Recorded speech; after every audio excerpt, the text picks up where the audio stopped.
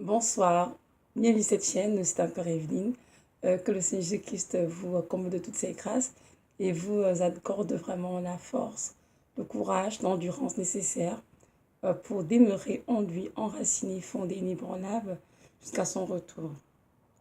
Aujourd'hui, nous sommes le 12 juillet 2018 et je viens apporter une exhortation sur l'importance de vraiment voir le Seigneur comme un Père. Je sais qu'il y a beaucoup d'enfants de Dieu qui voient le Seigneur Jésus juste comme ce Dieu tout-puissant qui les a sauvés, mais ils n'ont pas de relation de père avec ce Seigneur. Mais Dieu nous appelle tous ses enfants, donc il désire depuis la nuit des temps que nous sommes tous ses fils et ses filles, que nous puissions avoir une relation de père avec lui. Mais beaucoup d'entre nous ont des blocages au niveau de leur pensée, d'esprit, dont ils n'arrivent pas vraiment à avoir cette relation de père avec le Seigneur. Lorsque j'ai donné ma vie au Seigneur Jésus-Christ, moi je venais d'un arrière-plan catholique, je n'avais pas été en contact avec les Écritures, je ne connaissais pas vraiment le Seigneur comme un père, à moi c'était juste bon, un Dieu qui est tout puissant, qui m'a aimé et qui me le regota pour moi, voilà. Mais lorsque j'ai donné ma vie au Seigneur Jésus-Christ en 2001 et que j'ai pris la résolution de marcher avec lui et de vraiment recevoir l'amour qu'il avait pour moi, quelques temps après, j'ai été comme confrontée à beaucoup d'épreuves. Et je me souviens que je me disais, Seigneur, pourquoi est-ce que je suis toujours malade, Seigneur? Pourquoi est-ce que je souffre autant, Seigneur? J'ai toute cette impression que le Seigneur Jésus-Christ aimait plus mes amis, mes frères, mes soeurs en Christ que moi. J'ai l'impression que ce Dieu avait comment dirais-je, une préférence, alors que non, c'était pas vrai, j'étais vraiment dans l'erreur, parce que notre Dieu est un Dieu puissant, il est le Père de nous tous, il nous aime tous, hein, du même amour, et il ne fait point de favoritisme. Mais voyez-vous, moi j'étais dans mon esprit bloqué, je me disais toujours que Dieu ne m'aimait pas assez, c'est la raison pour laquelle j'étais toujours malade, avec autant de souffrance dans ma vie. Et j'ai compris, évidemment, en grandissant le Seigneur, que non, les souffrances font partie intégrale de la vie chrétienne et que ce sont ces souffrances que Dieu, en fait, transforme ses enfants. Et avant que je ne comprenne évidemment les effets des épreuves et tout, j'ai commencé à prier pour notre Seigneur de se révéler à moi comme un père. Parce que je ne voulais pas juste qu'il soit ce Dieu distant sur son trône avec lequel j'ai vraiment d'interaction, pas une véritable communion. Je dis Seigneur, je veux que tu à moi comme un père. Évidemment, quand je parcours les Écritures, j'ai compris en disant un jour euh, un texte en Romains 8 qu'effectivement Dieu nous avait adoptés comme enfants et donc il est pour nous un Père, notre Père, c'est un Père qui nous aime avec beaucoup, beaucoup d'amour. Donc, nous allons lire ensemble ce texte-là. Il est dans Romains 8, versets 15 à 18. Romains 8, versets 15 à 18. Je vais lire. Donc, ça dit ceci. Et vous n'avez pas reçu un esprit d'esclavage pour être encore dans la crainte, mais vous avez reçu un esprit d'adoption, pardon, par lequel nous crions Abba, qui veut dire Père. L'Esprit lui-même rend témoignage à notre esprit que nous sommes enfants de Dieu. Et si nous sommes enfants, nous aussi, nous sommes héritiers, héritiers de Dieu et co-héritiers de Christ, si nous souffrons avec lui, afin que nous soyons aussi glorifiés avec lui. Amen. Donc nous voyons bien dans ce passage que le Seigneur Jésus nous dit bien, nous n'avons pas reçu un esprit, hein, pour être dans l'esclavage, mais un esprit d'adoption par lequel vont nous écrier Abba, qui signifie Père, dont Dieu ici nous dit dans la parole que de son esprit en nous rend témoignage, notre propre esprit que nous sommes enfants de Dieu. Comme nous sommes des enfants de Dieu et Dieu veut que chacun d'entre nous puisse avoir une relation de père et de fils, père et de fille avec lui. Donc c'est important que nous puissions aussi en tant qu'enfants de Dieu aspirer à cela et ne pas voir le Seigneur comme un Dieu distant, comme un Dieu assis sur son trône qui est là prêt à nous juger, nous condamner, non, mais un Dieu qui a beaucoup de compassion, un Dieu qui nous a tellement aimés, ainsi dit la parole dans Jean 3,16, que Dieu a tant aimé le monde qu'il a donné son Fils unique afin qu'on croit en lui, ne périsse point, mais qu'il ait la vie éternelle. Nous voyons bien que Dieu a tant aimé chacun d'entre nous afin que si nous croyons en lui, que nous ne périssions point, mais que nous puissions avoir la vie éternelle. Donc Dieu s'attend vraiment à ce que chacun d'entre nous puisse aspirer chercher à développer sa relation de père avec lui. Et très dans notre esprit, en fait, nous sommes, comment dirais-je, nous sommes bloqués. Peut-être parce que parfois, c'est à cause de beaucoup de souffrances, comme dans mon cas, moi. Parfois, il y a des chrétiens qui n'ont pas vraiment l'amour de leur père biologique. Hein. Donc, lorsqu'ils viennent à Christ, ils ont vraiment la difficulté à voir Dieu comme un père pour eux. Ils savent que Dieu les aime, hein, c'est sûr. Mais voyez-vous, ils n'arrivent pas à recevoir pleinement cet amour du Père afin d'être vraiment, vivre dans l'amour parfait en fait que Dieu a pour eux. Ils sont constamment dans la crainte, hein, comme on est dans ce passage. Ils ont peur d'ici, ils ont peur de ça parce qu'ils n'ont pas connu Dieu comme ils devraient connaître Dieu. On a dit verset 15 ici. Et vous n'avez pas reçu l'esprit, vous n'avez pas reçu un esprit d'esclavage pour être encore dans la crainte, hein, mais vous avez reçu l'esprit d'adoption par lequel nous crions Abba, Père. Donc nous voyons bien qu'il y a des chrétiens qui vivent constamment dans la crainte, hein, c'est-à-dire dans la peur. Ils craignent ceci, ils craignent cela, parce qu'ils ont l'impression que Dieu n'est pas avec eux constamment. Dieu n'est pas là, en tout temps que notre Dieu est là avec nous en tout temps, en tout lieu. Il est en nous, il est avec nous. On n'a pas besoin d'avoir peur de quoi que ce soit. Et nous sommes inquiets par rapport à un quelconque sujet. Il veut juste qu'on vienne à lui, qu'on puisse prier, il va nous reconforter. Donc, nous comprendre qu'en fait, il y a la crainte de Dieu qui est une bonne chose, c'est-à-dire vivre en faisant des efforts pour ne pas commettre ce qui blesse le Seigneur, pour fuir le péché. Là, c'est craindre Dieu. Mais la crainte qui est plutôt la peur, hein.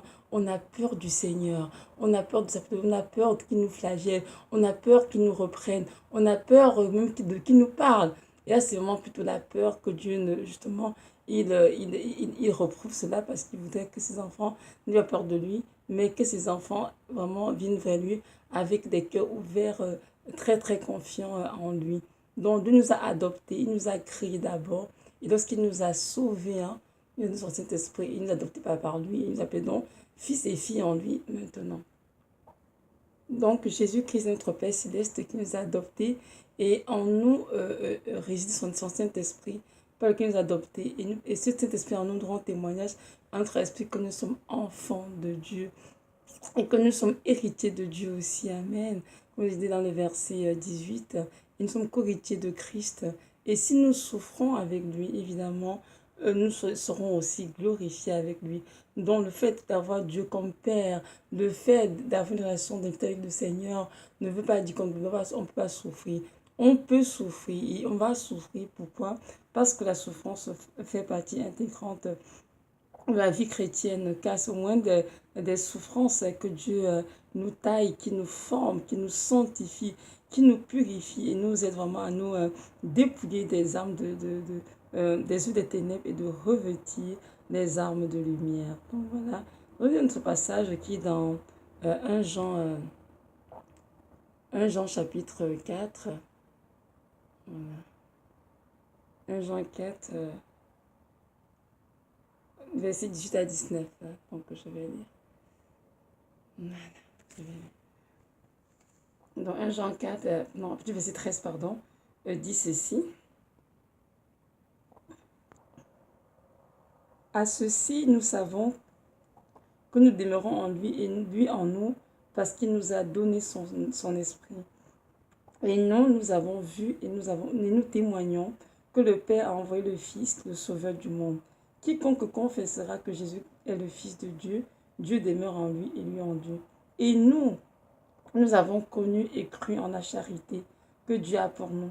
Dieu est charité et celui qui demeure dans la charité demeure en Dieu et Dieu en lui. Tel il est, tel aussi nous sommes dans ce monde.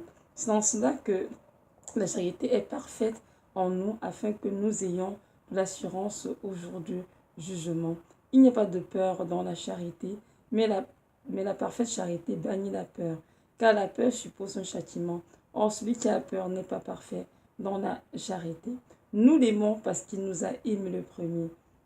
Amen. Donc, le verset nous dit, si nous aimons le Seigneur, il nous a aimé le premier.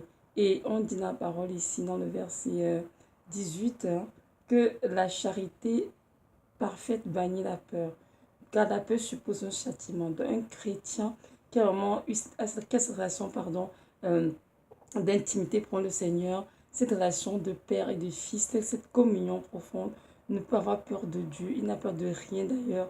Parce que c'est que l'amour de Dieu qui est parfait en lui bannit complètement la peur. Parce que ce qu'on a peur que Dieu nous châtie, pour un ci, pour un ça, non. Même si on est en Christ et que par inadvertance on pêche contre le Seigneur, on va juste demander pardon. Il a dit la parole là, que si nous confessons nos péchés, il est juste et bon pour nous les pardonner et pour nous priver de toute iniquité. Donc nous comprenons que l'amour de Dieu est répandu dans par les actes du Saint-Esprit. Et cet amour en Dieu doit être perfectionné. Et pour cela, nous avons besoin d'avoir vraiment une relation de père et de fils, de père et de fille avec lui, afin que le Seigneur rende cet amour vraiment parfait en nous, que nous puissions nous reposer dans ses bras en toute quiétude, sans aucune crainte, sachant que peu importe les temps et les circonstances de la vie, peu importe les épreuves auxquelles on peut être confronté, notre Dieu est là, il est avec nous et on ne chancelera pas. Oui, c'est vraiment important que nous puissions comprendre cela. Dans le Somme 103, hein, il y a un texte qui est aussi très très beau pour vraiment exprimer que Dieu est évidemment notre Père, pardon, et qu'il prend soin de nous. Nous n'avons pas besoin de nous inquiéter à ses côtés. C'est important vraiment de voir le Seigneur Jésus-Christ comme un Père qui aime ardemment. Oui, c'est très important. Nous sommes 103, versets 13 à 18. Je vais lire. Somme 103, verset 13 à 18 dit ceci. Comme un père a compassion de ses fils, Yahweh a compassion de ceux qui le craignent. Amen. Donc ici on dit verset 13 que Dieu est comme un père. Il a compassion de nous qui le craignons tout à l'heure. Parce que la crainte de l'éternel, c'est vraiment de ne pas pécher contre lui, de faire des efforts pour faire ce qui lui est agréable, faire des efforts pour fuir le péché, pour fuir tout ce qui est abomination devant ses yeux. Donc c'est ça la crainte du Seigneur. Mais la peur de Dieu, c'est d'avoir peur du Seigneur, d'avoir peur d'être châtié par lui, d'avoir peur du lendemain, de manquer de ceci, d'avoir peur de Dieu. Si je m'approche de lui, il va me consumer avec son feu, il va me condamner, me juger. Non, c'est pas ce Dieu que nous servons. Nous avons un Dieu qui a compassion de ceux qui le craignent. Verset 14 dit ceci. Et il sait bien de quoi nous sommes faits. Il se souvient que nous ne sommes que poussière. L'homme, ses jours sont comme l'herbe. Il fleurit comme un fleur d'un champ. Lorsque le vent passe dessus, elle n'est plus et son lieu ne la reconnaît plus. Mais la miséricorde de Yahweh dure d'éternité en éternité pour ceux qui le craignent et sa justice pour les fils de leurs fils, pour ceux qui gardent son alliance et se souviennent de ses commandements pour les accomplir. Amen, parole du Seigneur. Nous voyons bien que vraiment le Seigneur Jésus qui est un Dieu fidèle, hein, c'est un Dieu vraiment qui est juste et qui, il a dit dans la parole tout à l'heure que Yahweh, sa miséricorde dure d'éternité en éternité pour ceux qui le craignent, hein, et sa justice pour les fils de leurs fils. Amen. Donc de génération dans une famille, Yahweh garde sa miséricorde pour ceux qui ont la crainte de l'éternel. Et il connaît la fragilité de l'homme. Il connaît aussi que l'homme est fragile et peut s'éteindre dans n'importe quel moment, que l'homme est fragile et peut tomber. Donc Yahweh tient compte de cela. C'est la raison pour laquelle il nous exprime toujours beaucoup de compassion. Je ne sais pas si vous avez eu à expérimenter la compassion de Dieu. Moi, je l'ai vécu plusieurs fois, des moments de ma vie où je savais vraiment que j'étais pas à la place où Dieu m'attendait du tout. Mais je l'ai vu être très compatissant. Il va me consoler et prendre soin de moi et de me donner beaucoup d'espoir en dépit de tout. Donc le Seigneur est un Dieu vraiment puissant et on dit, il se souvient de ceux aussi qui gardent les commandements du Seigneur et afin de les accomplir. Donc, notre Dieu est un Dieu qui aime, qui a compassion, comme un père, hein, et qui accorde sa miséricorde à tous ceux qui marchent dans la crainte de son nom. Il sait que nous sommes fragiles, nous sommes faits de chair et de sang. Et dans ce monde qui nous entoure, pas toujours évident de marcher sur l'esprit, mais il est là pour nous soutenir dans nos faiblesses, pour nous consoler lorsque nous pleurons, pour nous encourager lorsque nous sommes découragés et pour nous de l'espérance en toutes choses, quel que soit ce que nous vivons. Donc c'est ce Père que nous avons. Jésus-Christ est un Père et c'est important, frères et sœurs en Christ, de le voir comme tel, parce que cela va changer la relation que tu as avec le Seigneur. En tout cas, le fait de voir le Seigneur Jésus-Christ comme un Père, a changé ma relation avec lui. Et j'ai trouvé vraiment dans cette relation tout le reconfort dont j'ai besoin, toute la tendresse, toute la grâce, en fait, tout. J'ai tout ce dont j'ai besoin. Et je bénis le Seigneur de m'avoir amené à cette place que je comprenne qu'en fait, il était mon seul bien. Il était mon tout. Et que ce que je désirais dans ce monde, ou même de voir dans mon pays biologique, n'était pas quelque chose d'aussi beau, d'aussi merveilleux. Mais qu'en lui, j'avais tout en lui. Et je bénis de m'avoir amené vraiment à cette place. Donc, nous avons dit tout à l'heure dans Romains 8, hein, que nous devons souffrir avec Christ afin que lorsqu'il va paraître dans sa gloire, que ce soit dans l'allégresse. Nous comprendre en tant qu'enfant de Dieu que les souffrances font partie intégrante de la vie chrétienne et que les épreuves auxquelles nous sommes confrontés, ou bien les tests dans nos vies, ne sont pas le fruit du hasard.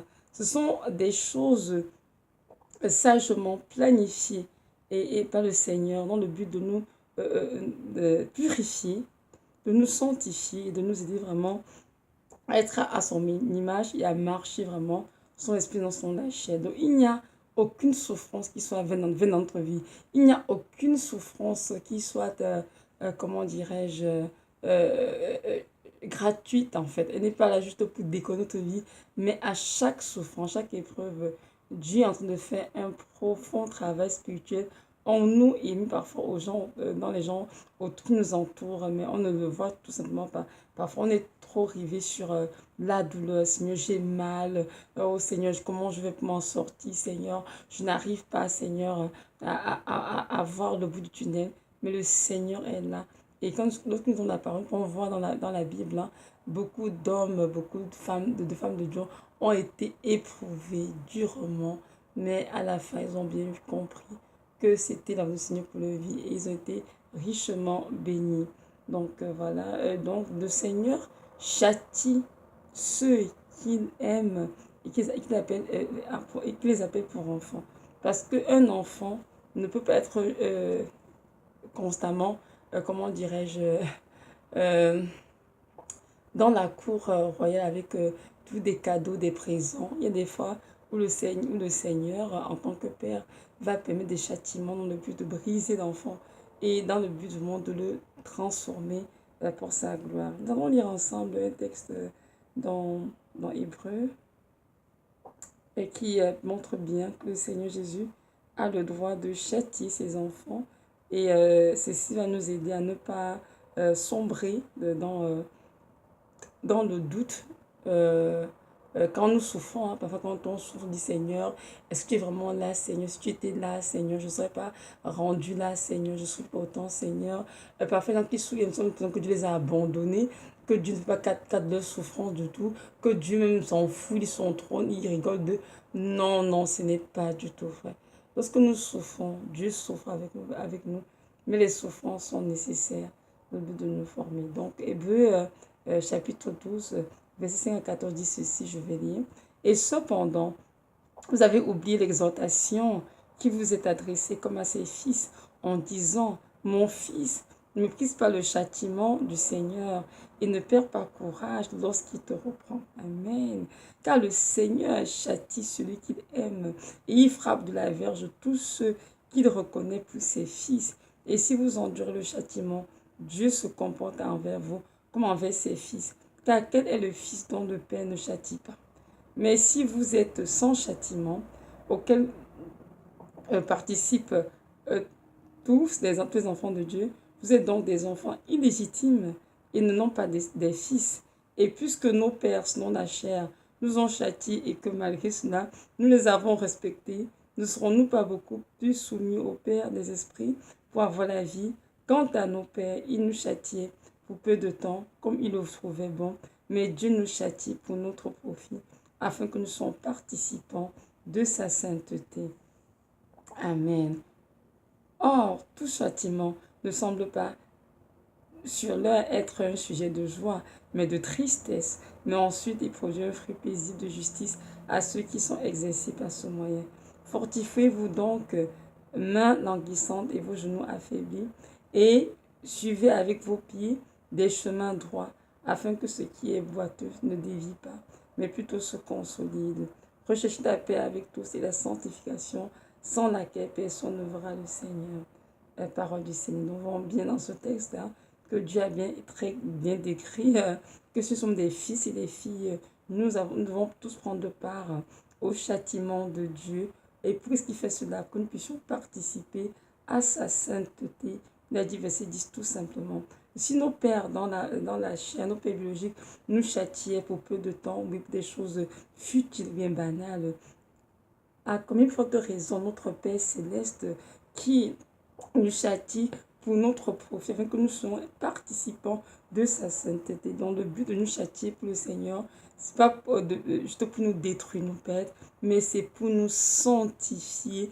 Pourquoi? Parce que la sanctification est très importante pour lui.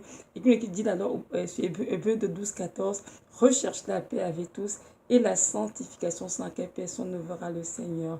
Donc nous aussi, ce moment des fils et des filles légitimes du Seigneur, nous devons être châtiés par lui parce que aucun fils légitime ne peut échapper au châtiment du Seigneur. Nous passons tous par là, nous endurons tout le châtiment de Dieu, mais du nôtre, dans le but d'être purifiés, d'être sanctifiés par lui, et telle est sa volonté pour chacun d'entre nous.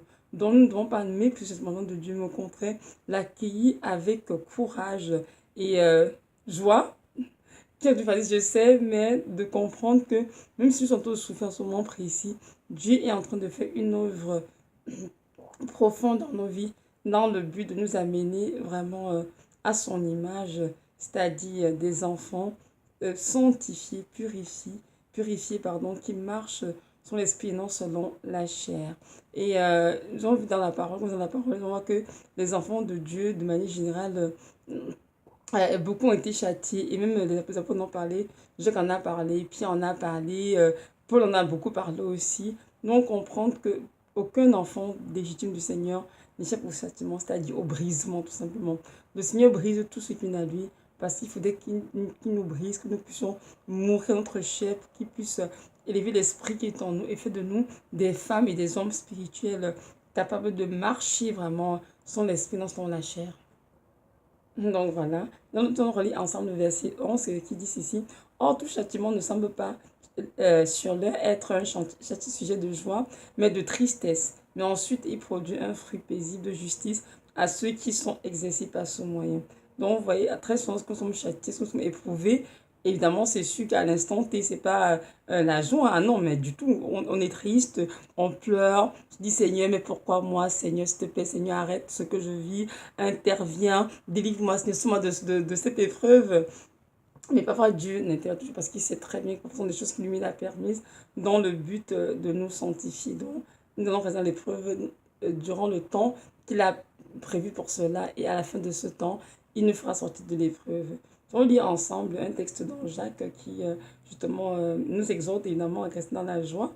Lorsque nous sommes éprouvés, c'est dans Jacques 1, chapitre 1, verset 2 à 4. Donc, je vais lire. Mes frères, regardez comme un sujet d'une parfaite joie quand vous êtes exposés à diverses épreuves, sachant que l'épreuve de votre foi produit la patience. Mais il faut que la patience accomplisse parfaitement son œuvre, afin que vous soyez parfaits et accomplis, en sorte qu'il ne vous manque rien. Donc nous voyons bien ici que même Jacques nous exhorte à voir l'épreuve comme un sujet de joie, mais ce qui est dans la vie réelle très souvent, c'est pas ce que nous faisons, très souvent on est d'abord triste, là, l'Esprit nous dit, mais non, reprends-toi, ressaisis-toi et accepte d'être éprouvé, Seigneur. En tout cas, moi, c'est dans ma propre vie, j'ai été éprouvée très souvent. Et je sais qu'à très souvent, la première action, toujours les pleurs, Seigneur, mais très souvent, quand je prends le Seigneur et que je le laisse vraiment me parler, vraiment se révéler à moi, il me dit ce que tu vis est ce que j'ai permis pour cette période de ta vie. Alors, Evelyne, demande-moi la force, le courage de supporter et de me laisser faire l'œuvre que je fais en toi. Voyez-vous, et très souvent, lorsque j'ai dit oui, Seigneur, j'accepte, Seigneur, même si je pleure, même si j'ai mal, Dieu me fortifie, nous la grâce vraiment de tenir le temps qu'il voudra. Il y a des œuvres dans lesquelles je suis depuis même plus de 10 ans et Dieu est toujours en train de faire son travail en moi. C'est pas facile, n'est-ce pas? Depuis pendant des jours, des semaines, des mois, même des années. Mais tout dépend tout de l'œuvre que Dieu veut faire en nous. Mais ce qui est sûr, c'est que notre foi est vraiment à l'épreuve. Mais il faut vraiment, comme on a dit ici, que notre foi produise la patience.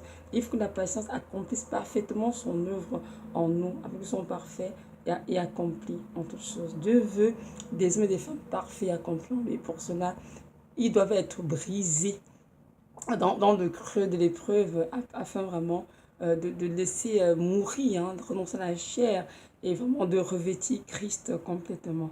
Pierre aussi en a parlé, donc on va aller dans 1 Pierre, 1 Pierre chapitre 4.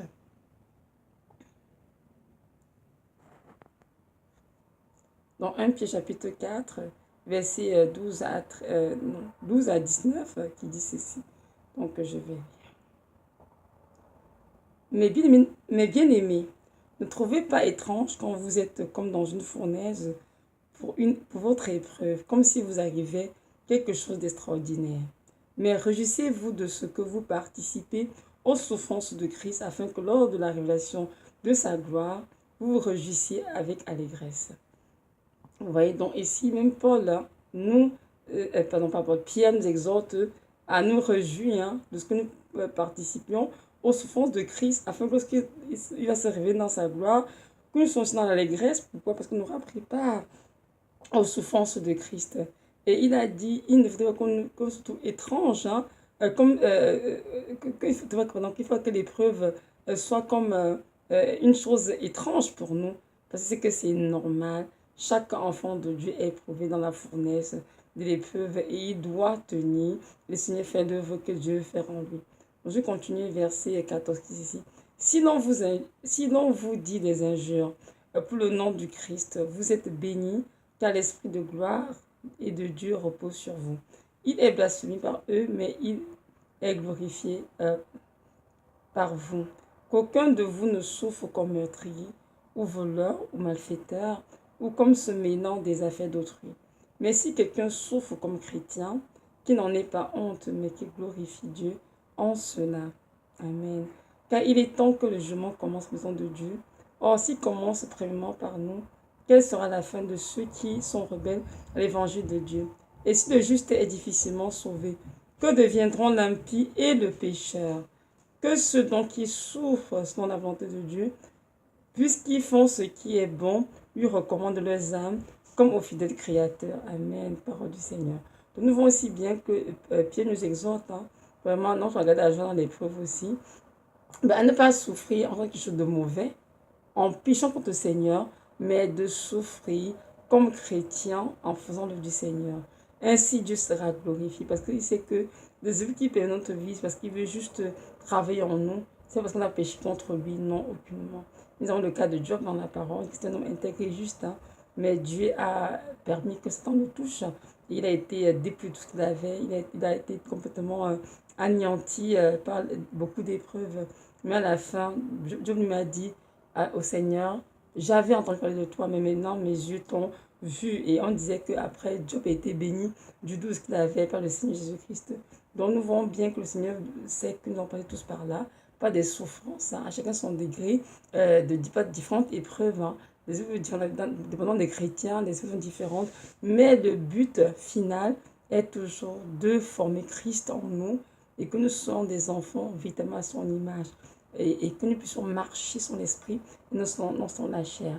Donc ici dans le dernier verset 19, donc que ceux qui souffrent, hein, dans la volonté de Dieu, puisqu'ils font ce qui est bon, amen, pas ce qui est mauvais, lui recommande leurs âmes. Comme fidèle Créateur. Donc si tu souffres en ce moment, mon frère, ma soeur, je t'encourage à recommander ton âme au Seigneur Jésus-Christ de Nazareth, le fidèle Créateur, et il saura te consoler, te fortifier, te soutenir afin que tu puisses persévérer dans l'épreuve et qu'il puisse vraiment accomplir son œuvre en toi, afin que tu sois une femme ou un homme parfait en lui. C'est très important. Donc voilà, il y a des gens qui souffrent dans la vie de Dieu, mais c'est ceux qui souffrent parce qu'ils ont péché contre le Seigneur. Ils ont ouvert des portes à l'oppression démoniaque, aux maladies, à toutes sortes de choses et tout. Mais ces gens-là, ils ont besoin de se repentir. Et lorsqu'il y a une sincère repentance, le Seigneur ferme cette porte qui était ouverte. Mais parfois nous souffrons parce qu'on a péché contre Dieu aucunement, parce que Dieu a tout simplement permis des preuves dans sa souveraineté, dans le but de nous transformer, de nous briser. Et cela aussi, nous devons vraiment nous soumettre à lui, laisser le Seigneur faire l'œuvre dans notre vie. Nous devons comprendre que le Seigneur qui nous a créés, pas que nous demeurions des vies spirituelles maintenant, mais que nous sommes faits dans des femmes et des hommes spirituels, matures en lui, capables de vraiment prendre conscience pour la vérité, vivre pour lui, endurer les souffrances, comme il a souffert à la croix de Golgotha, atrocement pour nous, de souffrir comme il a souffert, pardon, d'être en communion avec le Saint-Esprit, d'être en communion avec les souffrances de Christ, et est-ce que le jour où il vient sur terre, sur son Église, lorsque Jésus-Christ paraîtra dans sa gloire, que tous ceux et toutes ceux qui ont souffert pour son beau nom soient aussi dans la joie et dans l'allégresse, parce qu'ils auront auparavant goûté aux souffrances de Christ. Maintenant, si je reviens toujours dans Romains, on est dans le Romains 8, Romains chapitre 8, verset, je crois, 18, c'est ceci, je ne me trompe pas. On dit, car tout bien compté, j'estime que les souffrances du temps présent ne sont pas comparables à la gloire à venir qui doit être révélée en nous. C'est l'apôtre Paul qui dit ainsi.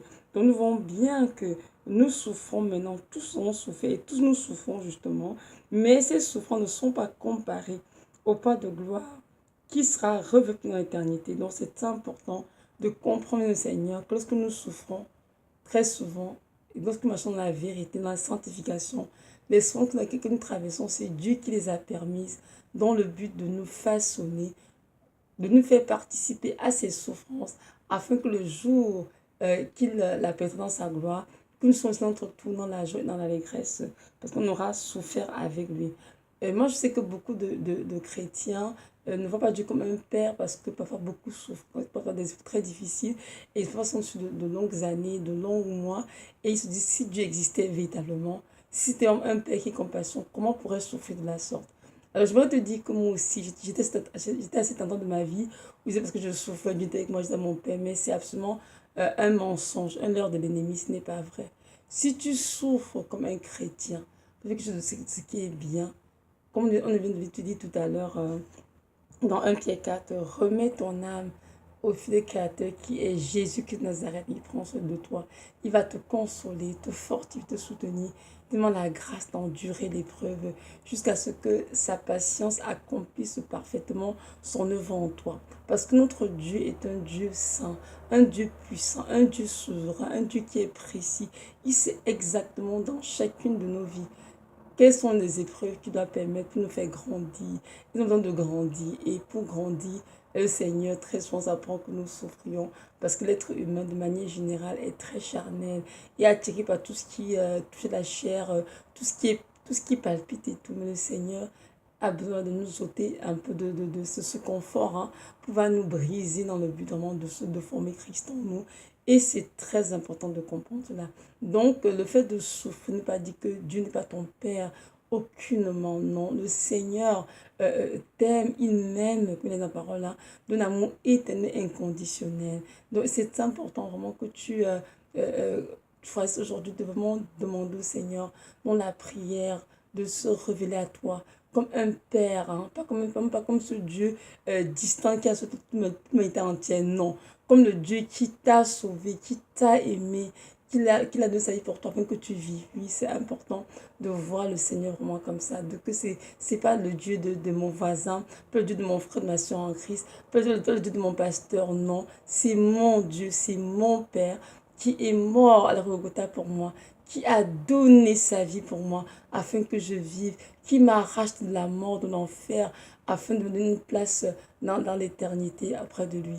C'est important de voir le Seigneur comme ça. Parce que si tu vois le Seigneur comme un père, ta relation va changer avec lui.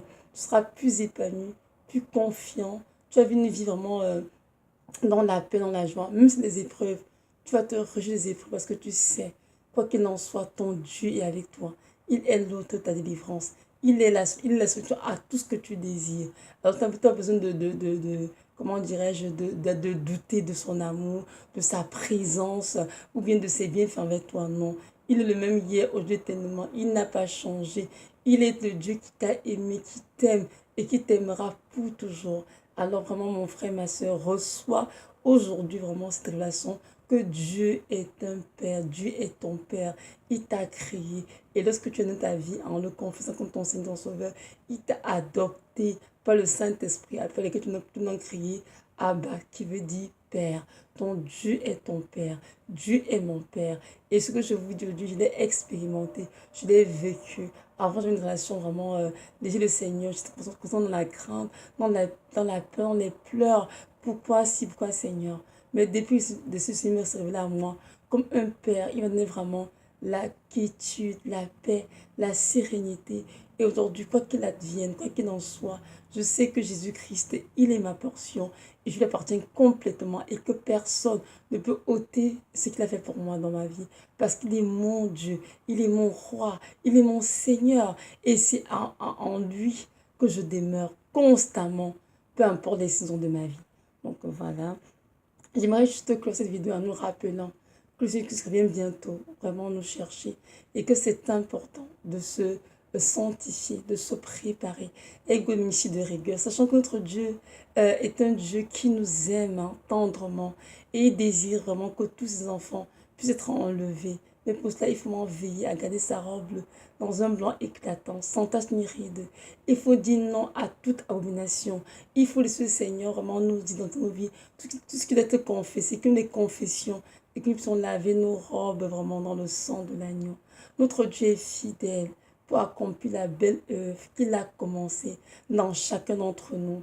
Et tous ceux qui vont à lui avec des cœurs sincères, il les aidera à se préparer dans le but d'être prêts pour son prochain retour. Il est écrit dans Matthieu 24, 44 que le Fils de l'homme vient bientôt. Mais il veut trouver, il faut que nous soyons prêts. Veillez et priez et soyez prêts. Donc Dieu veut venir nous trouver sobres, en train de prier, en train de veiller et d'être vraiment prêts pour être enlevés par lui. Donc voilà, comprenons bien que ce ne sont pas les chrétiens qui seront enlevés lorsque Jésus reviendra, mais sont ceux qui seront préparés, qui sont vraiment nettoyés, qui auront mis le bien règne, qui seront enlevés. Beaucoup de chrétiens seront pris par surprise et beaucoup ne seront pas enlevés malheureusement parce que beaucoup n'ont pas eu plus le temps de se préparer et se sont rendus à la fin de leur vie comme des vierges folles. Mais Dieu nous appelle tous à être des vierges sages qui se préparent vraiment et se sanctifient, œuvrent pour le Seigneur et vivent dans dans la crainte du Seigneur. Et ainsi, ils remplissent l'huile dans leur lampe. Donc voilà, vraiment, je vous encourage à ne pas baisser les bras, mais à savoir que Dieu est là pour nous aider. Et si nous allons à lui, il fera l'œuvre comme il a commencé tout simplement, de nous sentir, de nous purifier dans le nom de Jésus. Maintenant, si tu m'as écouté et que tu ne connais pas le Seigneur Jésus de Nazareth, je vais te dire que ce Dieu tout-puissant, Dieu qui t'a créé, et aujourd'hui, il vient te dire qu'il veut que tu sois ton fils. Mais pour être son fils, il faudrait que tu lui ouvres ton cœur et que tu lui donnes ta vie. Alors, je t'encourage vraiment à lui ouvrir ton cœur, à te repentir tous tes péchés et à le recevoir dans ton cœur comme ton sauveur et ton Seigneur. Je veux que tu saches qu'il t'aime et qu'il désire vraiment te compter parmi ses enfants.